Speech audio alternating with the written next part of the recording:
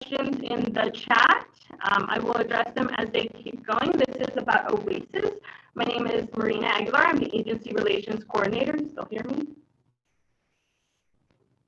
Okay. And this is just to let you guys know that some people do have Oasis as of right now, but then you're not, you don't have the new capabilities that we have, which would be adding on TEFAP and also adding in the scanning part. And reporting is very easy if you guys have not been on Oasis. It actually can be done in a very short period of time. We're talking 5 minutes to do a report instead of if you guys have been doing it other ways. It does take a lot longer. This is a shared system with the food bank and other food pantries. By that I mean the information of the client, not necessarily the client has gone to other locations. And by that I mean other site pantries that have had, that they've gotten assistance from. Let me see if I can share my screen because I'm going to put Oasis. Oasis is a web-based system, so you will, there we go, you will have to have a website or Wi-Fi in your area to be able to use this properly. Can you see my screen? Okay, I can't hear anyone. Are we? Yeah, it looks good. Okay. Okay. Okay, so this is what Oasis, sorry, I keep getting closer. This is what Oasis starts to look like. I'm going to kind of run through a case. We are borrowing Cindy Becker's login because this is kind of what you guys would actually see. The way we sit there and search for a client, the best way honestly is birth date because it is just easier to find, Maria Hernandez by her birth date instead of by Maria Hernandez because it is a shared system. There could be thousands of Maria Hernandezes in this system. So it's just really best to do a birth date. And as you can see, I am already plugged in. And then we can sit there and search here. And this will sit there and pull up all the people who have the birth date of 10/2/78. There's not many, so that makes it a lot easier. I am going to add a new case, and just to show you how quickly we can actually do this, and it's just basic information that we have. Sorry, I'm going to misspell my name. We add in name, last name, birth date, an address,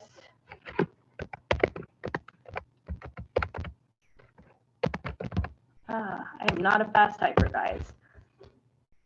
And there are some parts that are required because there are some people who are homeless and don't have, an actual address.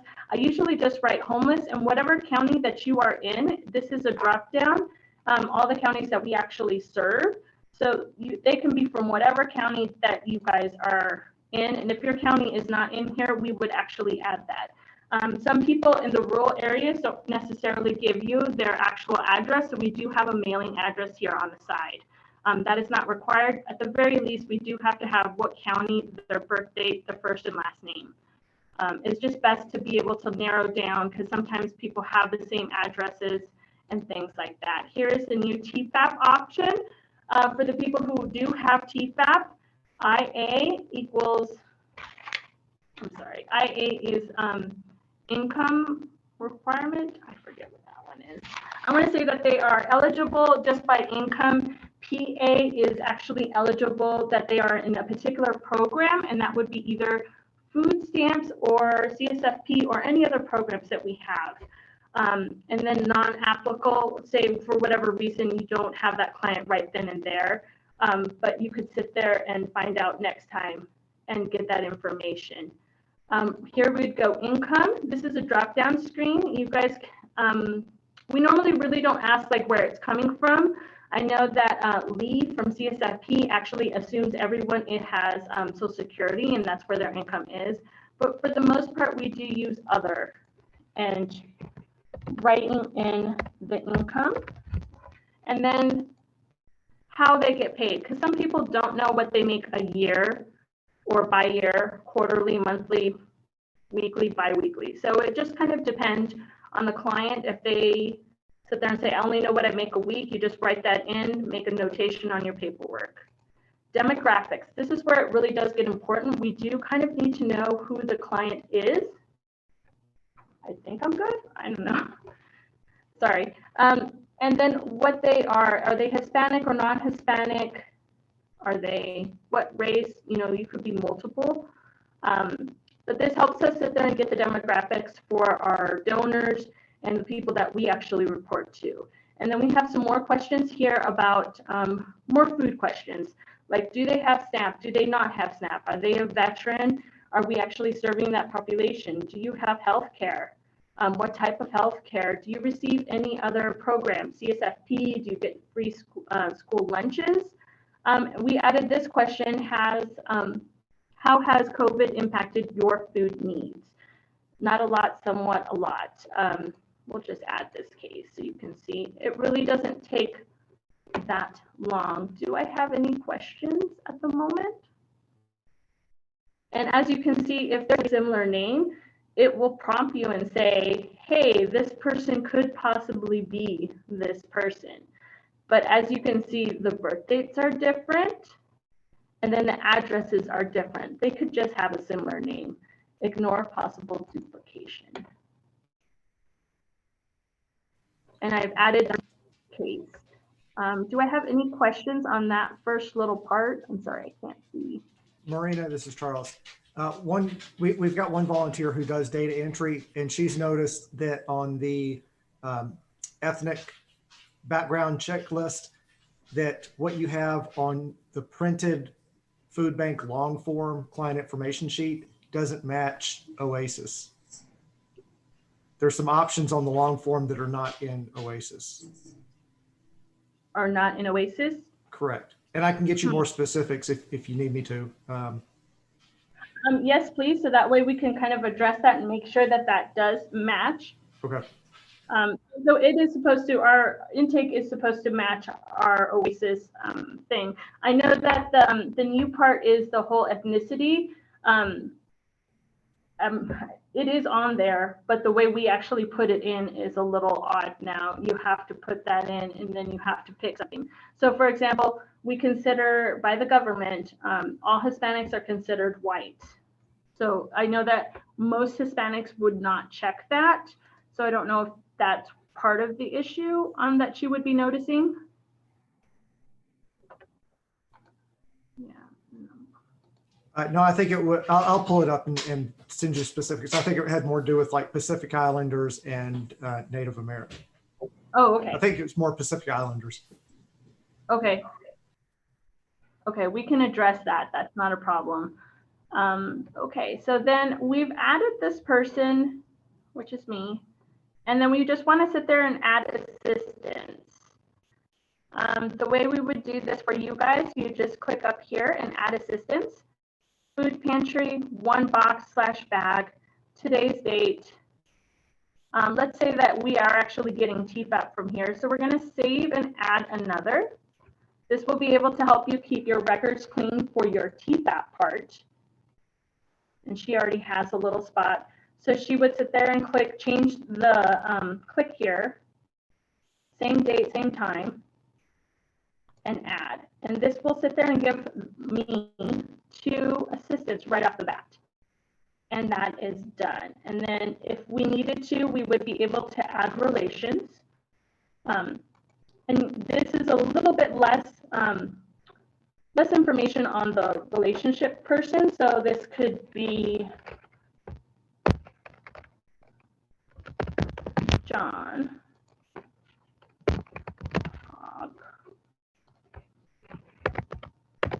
So we still need to get that birth date. That really does help us to know who we're actually serving.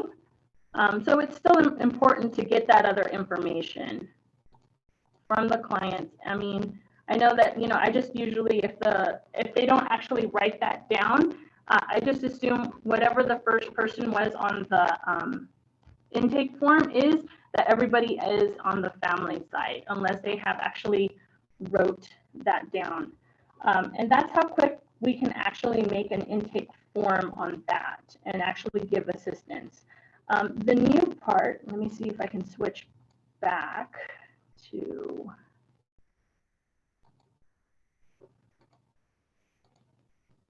there it is. Okay, let's not share.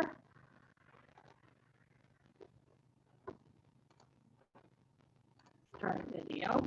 So the new part that we actually have is actually scanning guns that we can actually scan our assistants pretty quickly. And we have barcodes that go along with it. I'm sorry if I'm getting garbled. And this is like can be pantry, and then you have to actually sit there and say confirm that you're actually giving that person a pantry assistance. If you are a TEFAP person, that we have TEFAP, then we confirm that we're giving them TEFAP, and then this last one is the signature part. So in non-COVID times, we would actually have a little pad that we can have the client sign. In COVID times, up until the end of May, as of right now, that we hope will be extended, we have a little COVID signature. We scan this little barcode, it comes up COVID waiver, and we're doing that for all of the clients that we currently have that do have TEFAP. So this little process can take maybe about a minute or so, just handing that out to a client. I am sorry, I just lost my driver's license.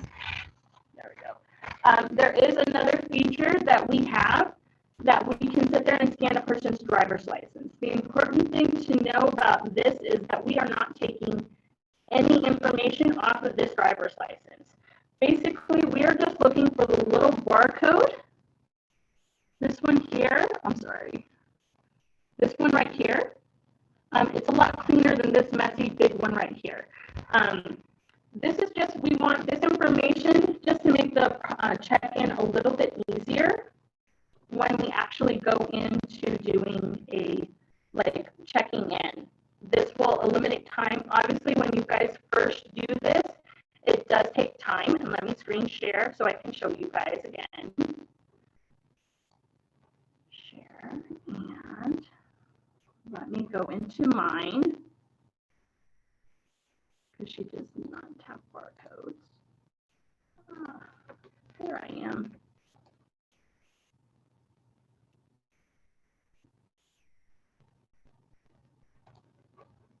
And let's just search for me here. And so I'm just basically searching for myself to add the information here.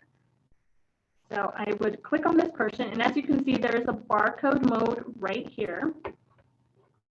But first, we would actually have to, like, say this is the first time that we have this. We're going to attach their ID card, and that was right there. And Oasis does sit there and have one that you can actually print out. That is not the route that we chose to. For us, we just want something with a barcode. So it doesn't have to be a driver's license. It could be a Smith's card, a Costco card, but this is the type of barcode that we're looking for. If I add a barcode, I have to do this twice, and I'm scanning that little line one. I scan it in once, I'm verifying again, and now it knows that that is me. And once again, it is not taking any information off of the ID on that. Now that my name does have that ID part in, I can actually go into barcode mode. And there I am. So we can go at this one or two ways. We can sit there and go through the actual scanning part, which would be the little barcodes that you would have on a sheet. And I can print these out for you guys. They can be very pantry specific and TEFAP specific. Or if you have any other things that you guys do on a regular basis, we can see if we can make barcodes, or we can try to see what we can do for that.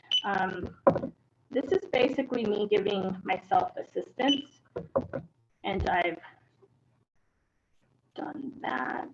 And then it took me off of that, so I go back to barcode mode. Oh, there I am. And then I'm going to click on TEFAP. I'm going to go confirm. I I wait a second, and then I give myself that COVID signature, and then it is done. And then I can move on to the next client and scan that right in.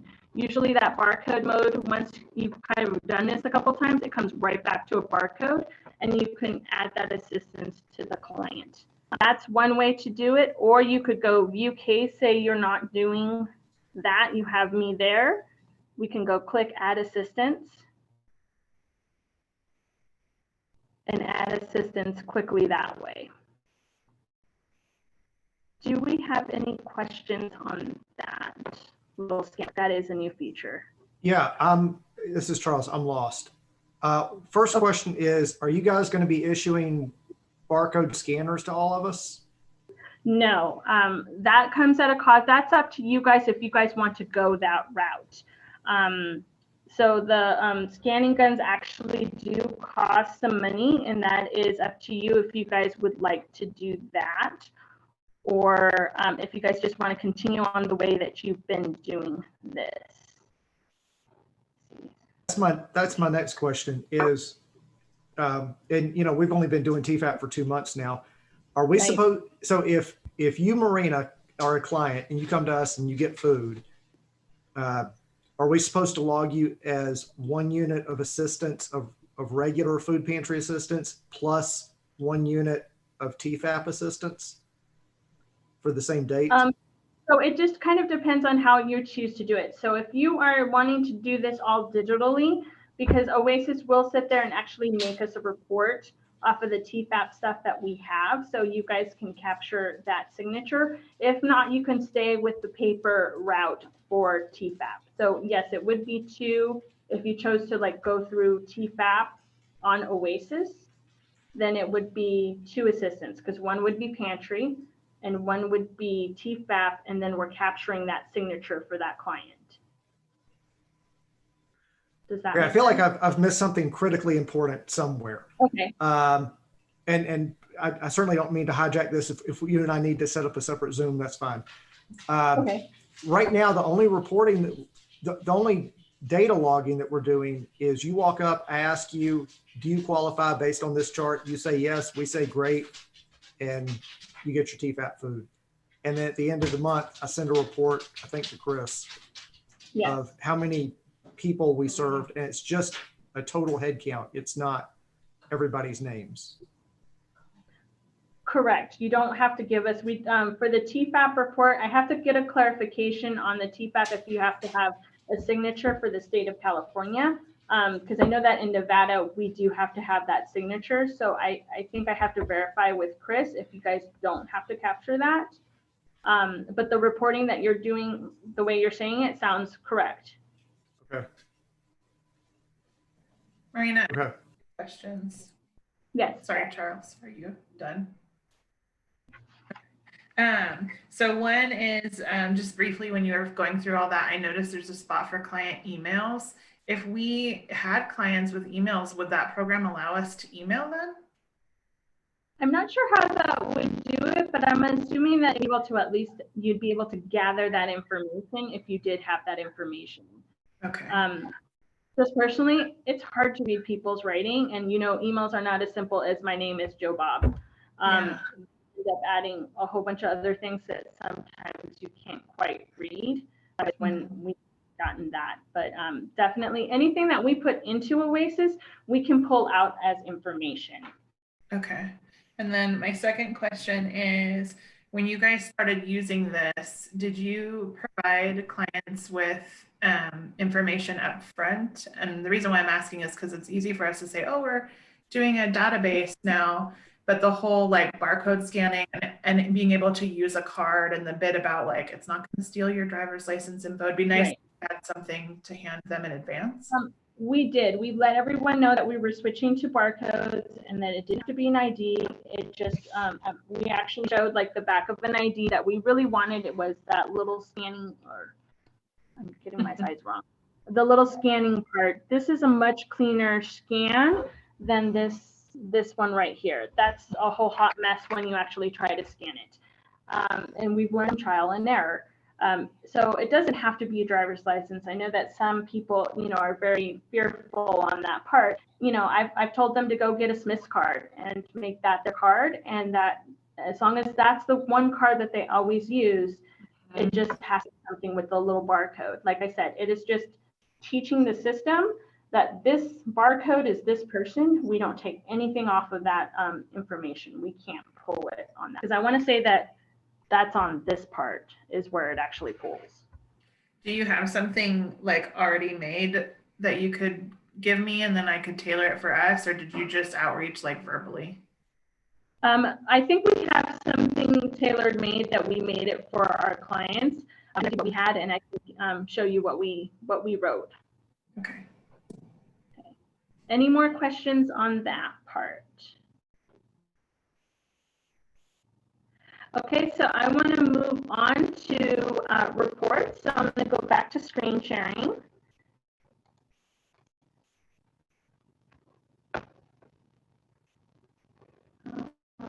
Okay, I'm sharing my screen. And we all know what the regular report looks like. And then, okay, that one's mine. And I actually want to show you what actual Cindy's looks like. So give me just a moment as I log into hers. No, go back.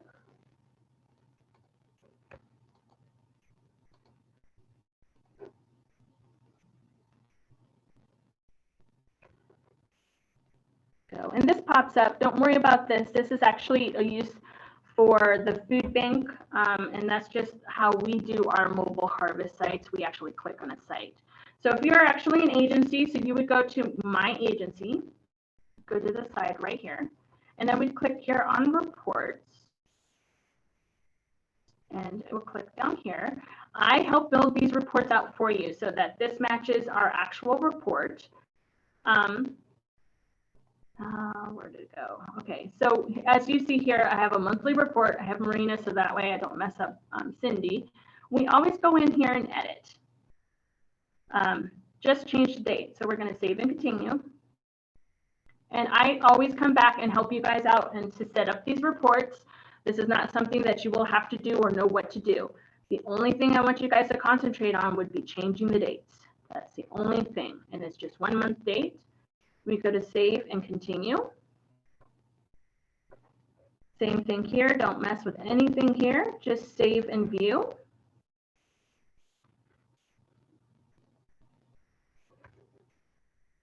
And this will load and pull in all the numbers that you need. This first report will pull up that first page of information that you need.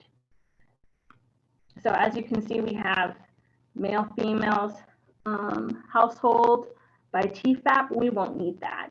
But then household by members, ethnicity, race, and age group. So the biggest important number here is 1,209. This says members, members equals people. So the way I would go is just click that here.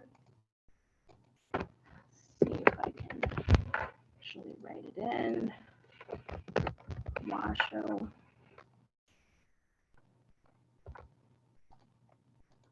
Oh, well, that's supposed to be Reno. Well, it could be Washoe. So you see how that pulls that right in there. And then I would go back to the other reports.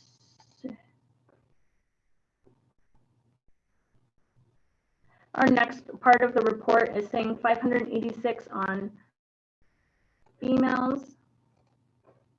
So I just write that right in here. 586. And then what was male?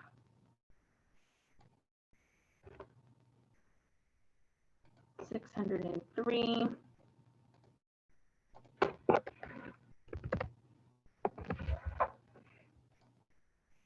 And that did not come out right.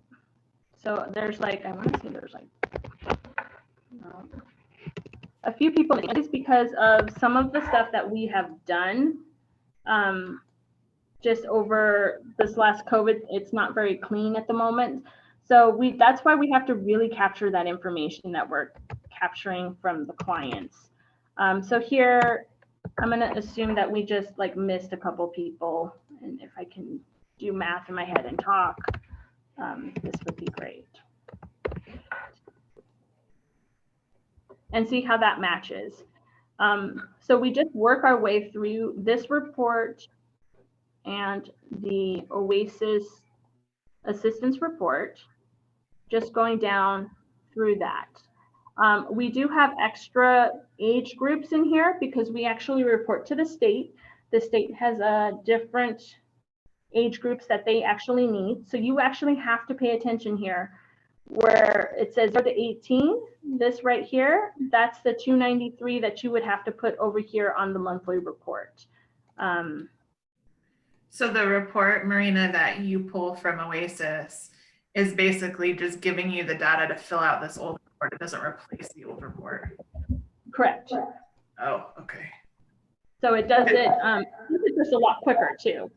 Yeah. So you pull all that stuff right in there. And the only part that gets kind of tricky, which wouldn't be tricky, it's just you have to pull an extra report for extremely low for the income levels, very low, like how many times you do pantry service.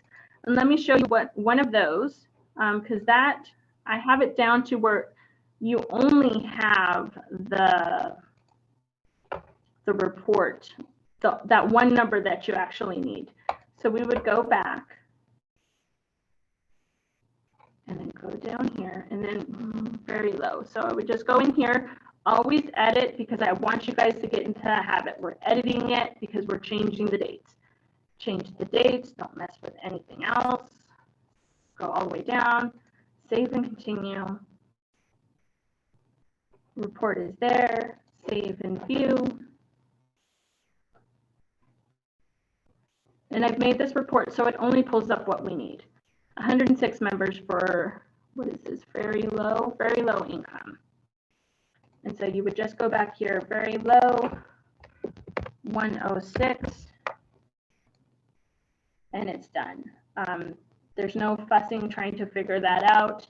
The computer already figures out where the people fall in the incomes because I've already adjusted that for the report there. If you have other places that you have to report for other grants that ask for different age groups or anything, all you have to do is ask. Either A, you guys could play around with it, or B, you could ask me and I can sit there and just get you guys set up on that. I cannot find. Do we have any questions on that part? There we go, I found you guys. I have another one, Marina. Do you Yes. know, once upon a time, we had to keep race and ethnicity specifically for the federal government, and it was way more detailed than the one that we keep for you. Do you know, does now it's been a while since we've looked at them. Are the ones that you have in Oasis, do they cover what the federal government wants? I am not sure, but I know that everything that we have, we've given, like those are the ones that we have for our grants. Yeah. So they're the ones, but I don't know. I'd have to take a look and see what you actually have, because I remember a little bit more than what we had. Yeah. On our. Okay. I'll have to find a look. This one's 18 minutes. I just want to give you guys a testimonial on someone who was actually using it. I finally got Barbara McMurrow. She is the community food pantry. She is actually using the scanning. She is using the barcodes part to it too. And I finally got her like hooked up and ready to go, where I feel comfortable now that I can move on to other pantries to get you guys hooked up and ready to go. She says she's still in the process of learning the scanners, but has seen a real improvement in the process. Once she overcame some of the technical issues and the volunteers embraced the change, and the process has greatly improved. It only takes a minute to check in the client, and she highly recommends it. So there is growing pains in the beginning because you have to get that whole barcode part in, and that does take time. So it's not an instant thing that you'll see like, oh, it's great. The first month month, once you kind of get everyone through with that barcode part,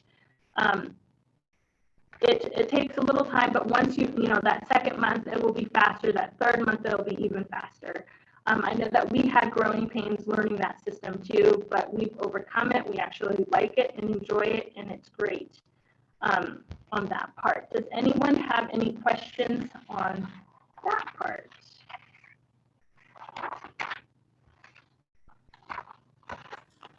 Any idea how much the scanner cost? It depends. I want to say that we got ours like on Amazon. I want to say they were like $78, but this is a one-time fee. It's not like that would be a consistent thing that you would have to get. And the scanner for the driver's license? It's the same thing. So this will scan my driver's license. Okay. So that will scan my driver's license, and it will scan my regular scanning barcodes.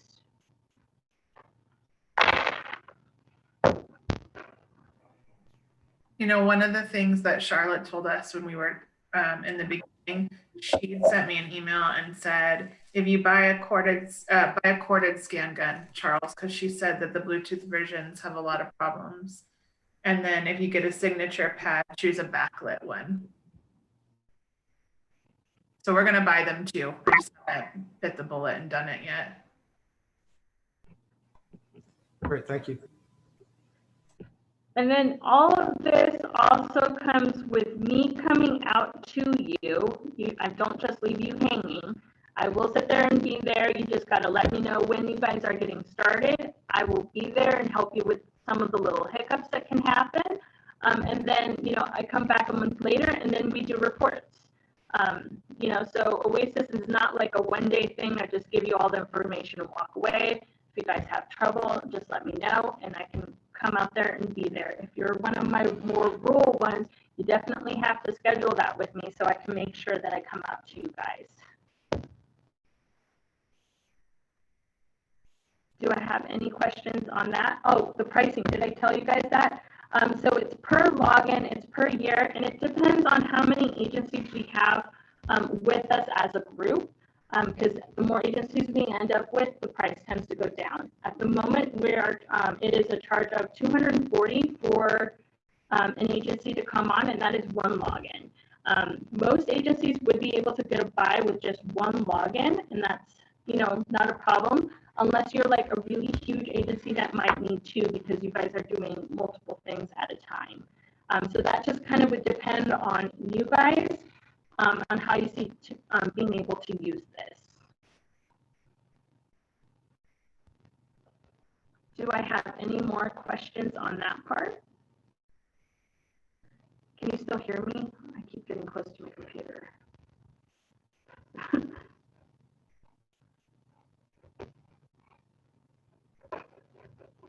Okay, so I'm going to go back to sharing my screen. I'm going to share something that I'm not completely good at. So there is an offline part to this, and I'm just not sure if I can do it very well because I just learned it yesterday and saw it earlier today. Okay, so we're going to use Cindy's offline thing. So this is when you're, I have a couple agencies who kind of do like a little bit of a mobile type thing. They go to an apartment building, they hand out stuff to food to the clients. We still need to capture that that thing from the clients, their information. So here we're going to assume that the clients all filled out their intakes. We have them all in. So we're going to go to cases, and this is under my agencies. We go to reports. We go to cases.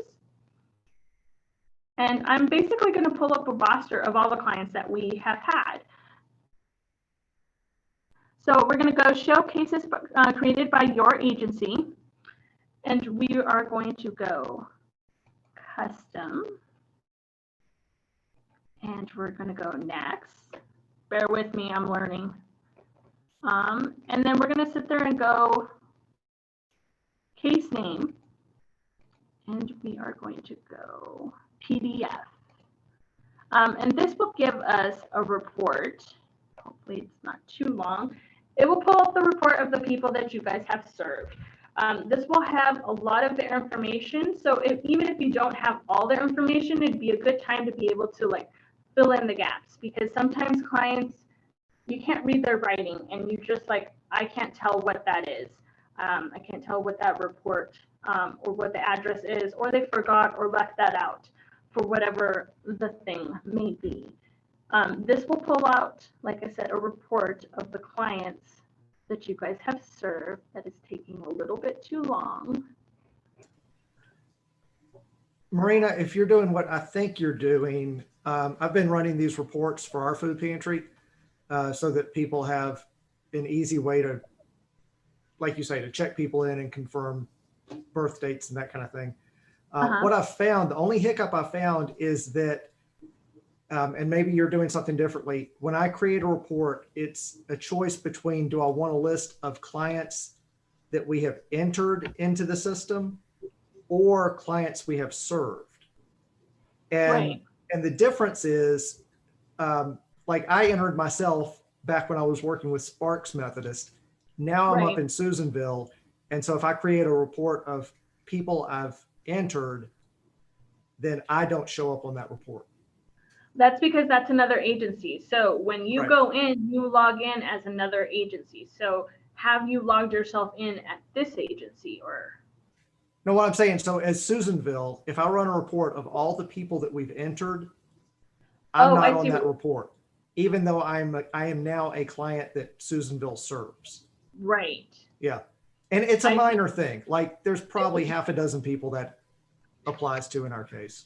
Well, I mean, but it's still like for other agencies, it could be like, what if I'm the one who did it at Mobile Harvest and then the pantry, the person lives there, so the pantry needs access to that client. So maybe it's an adjustment of not just the clients, just the clients that you guys have served too. As you can see here, we have ID numbers. And this will come in handy, like say you are taking this and you can see that, you know, we're missing a couple of addresses and phone numbers. If you were to take this out and you can just like fill in that and then later come in and edit that information. I'm going to jot down some numbers here because I'm terrible about remembering numbers. I will say this has been incredibly helpful for our check-in desk. Because not everybody has a computer. So we've got one person on a laptop and the other people have these printed spreadsheets. Very helpful. So, you know, you would just check off the people who have done this. And now we're going to come back to now that we have internet service. So we are going to go to the offline part. And like I said, bear with me because I learned this yesterday and saw this again today. So we're going to go to the offline part, and that was still under my agencies right next to reports.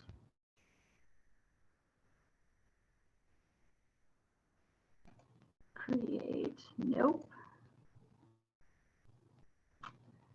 That was not what I wanted it to do.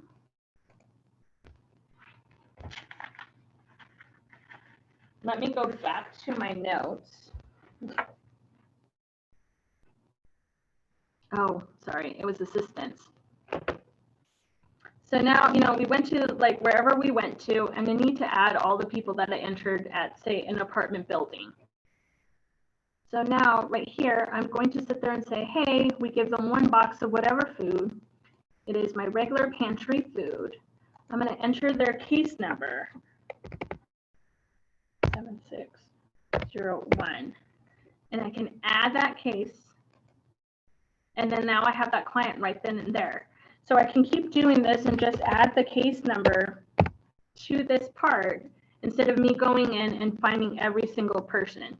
So I've added this person and now I can change the date. If this is like, say, the next day or whatever the case may be, we change the date of service, the time if you wanted, and we would go add assistance.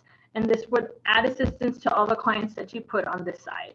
And then you can come back and say, if you are a TEFAP person, go back and add the TEFAP part. Same thing, add case, and then add assistance. I'm not going to do that here just because this is somebody else's thing. And then that can all be added very quickly that way. And that is a new feature I'm a little wobbly on, but we can work through that and get you guys on it. If that's something that you guys are interested, we can help you guys develop that part. Does anyone have any questions on that part? Let me stop sharing.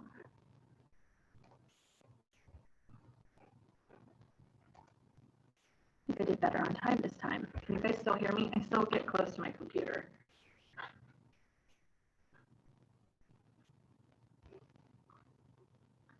So, and that is the way we do that for the agency. So you guys could just do a whole bunch in one shot and not have to worry about, like, I have to go find that person one at a time and add that in.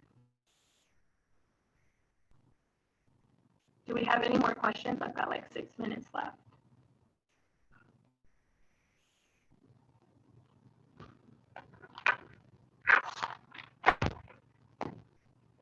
Wait, I've got it. We just started doing a quarterly newsletter. So I used the reports and pulled the dates from like January 1st to end of March so that I could, you know, report back on here's how many people we served in the last quarter, or here's how many people we served in the second half of last year. Right. So that was very helpful. Yeah, and then I know that you have donors. That's always helpful to say, hey, you know, you started donating at this time. This is how many people we served. Thank you very much. You know, sometimes it's just nice to let them know, you know, what they are contributing to.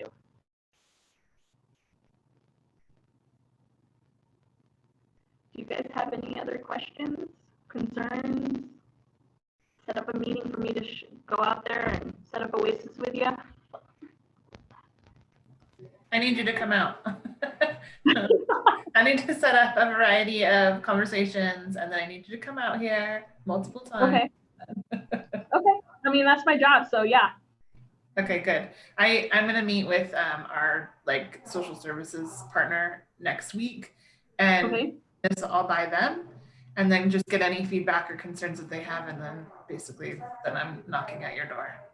Okay, not a problem. Just, you know, shoot me an email. I'll try to keep my schedule a little more open, especially after the conference, because this is class number 2. I think this one went a little bit better because you guys can hear me. I was very garbled in the first one. Do we have any other questions on scanning ability? Or I'm not sure. If you have a tablet, the client could just sign right on the thing. What if the government lifts that whole signature mandate? But actually, I find it way easier to just scan that in as of right now. But like I said, it's only until the end of May that we have that. Hopefully, they do extend that part a lot longer.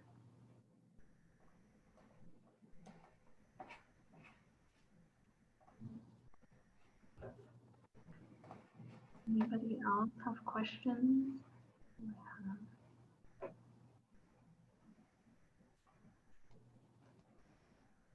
Just another thing, this is a shared system, and when I mean that, it's just that the client information is shared throughout there. You wouldn't necessarily see that they come to the Food Bank of Northern Nevada or they come to the community food pantry. You would only end up seeing the service that you guys provide for them.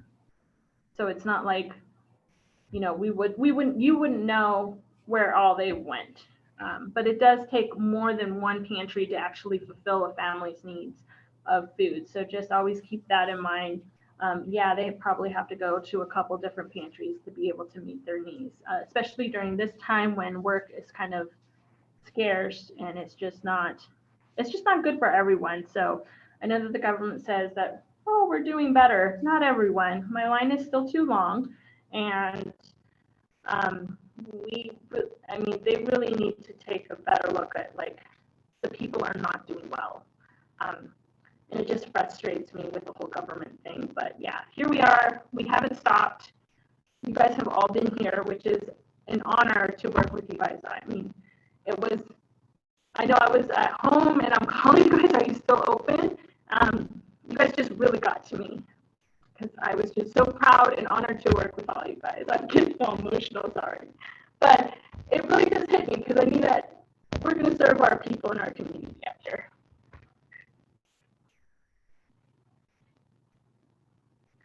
Well, you guys do a tremendous service to all of us. And Maureen, I can't tell you thank you enough from everybody up in Susanville. No, well, thank you too. I mean, it's just, like I said, it's an honor to work with all you guys because, you know, Jenny said, you know, most food banks, their pantries closed. I mean, we've had hiccups here and there and had to like stop for a minute just to reroute what we were doing. And it's great, you know, you guys didn't stop. And I'm like, okay, they're all open, because that was the biggest worry in the beginning is like, are they closed? I'm like, one, but they're like just trying to stop and think and try to like, you know, do a different mode.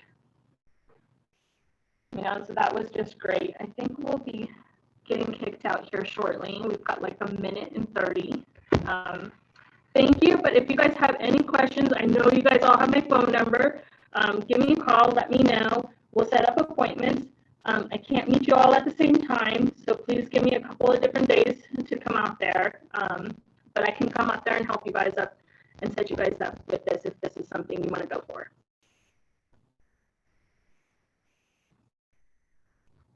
And I know that Jenny will have like a couple of last remarks for you guys.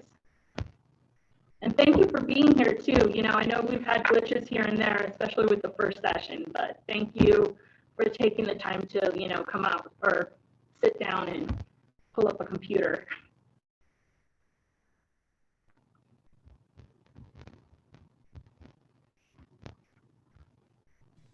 No, this has been great.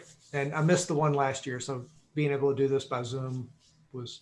We didn't have one last year. Oh, okay. Like last year.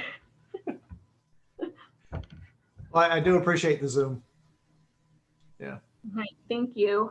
And we'll be getting kicked out here shortly.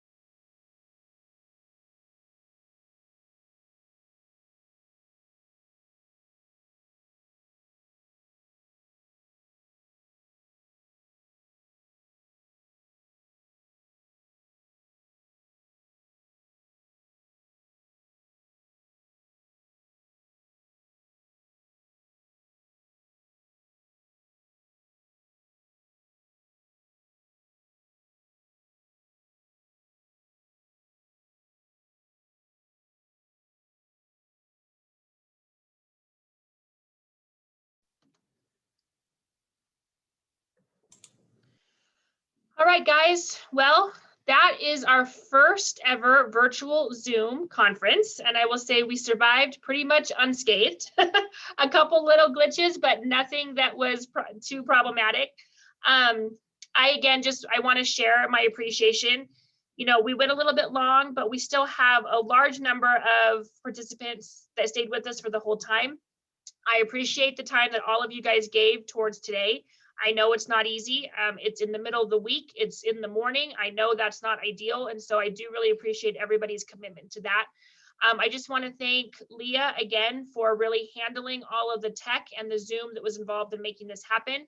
I am not technologically inclined, and so this would not have happened if it was just under my direction. So I'm super thankful to Leah for making that happen.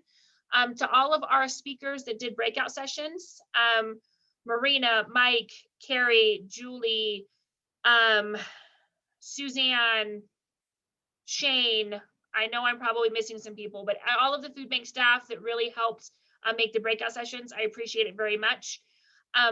We are going to have, like I said, the sessions were recorded and the chats were saved. And so we will have that information made available to you guys soon so that you can share it with your colleagues, your volunteers, and your teams back at your organizations.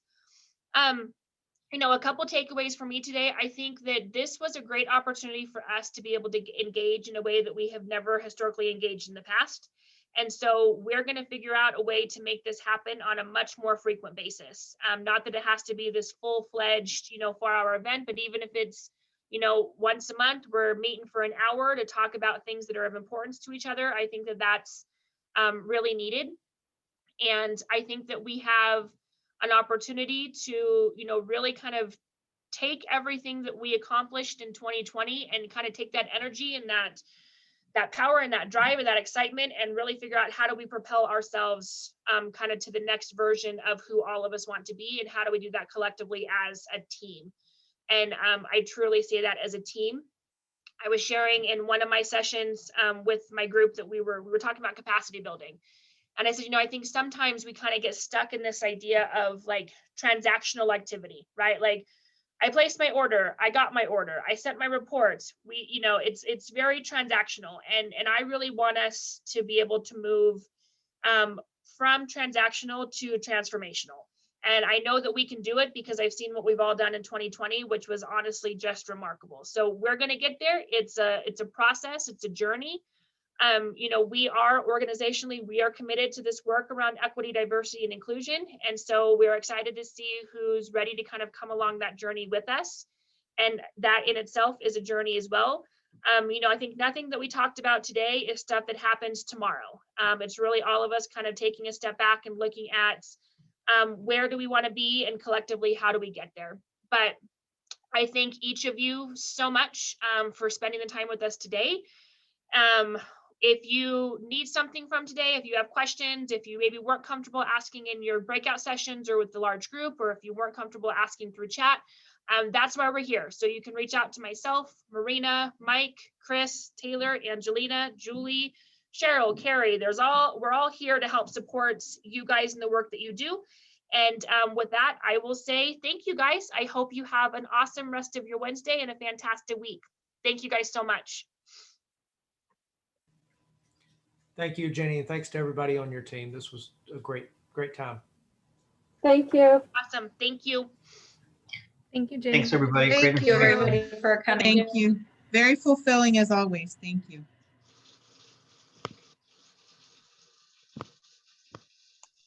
Thank you.